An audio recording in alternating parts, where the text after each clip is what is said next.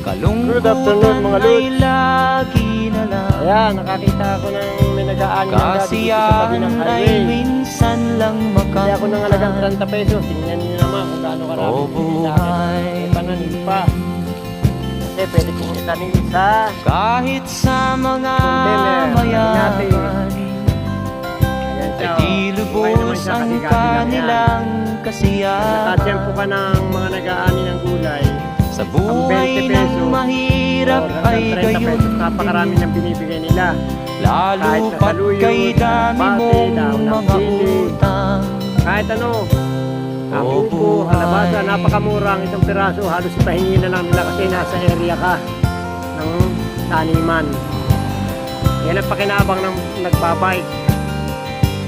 Nakakabili ng mura lang. O, ito yun ang lugar na nadaanan ko. Yan. Pero yung gabi nandun sa kabila. O, etong irrigation nila. Buhay na buhay ang mga taniman dito kasi malawak ang irrigation. Ayan.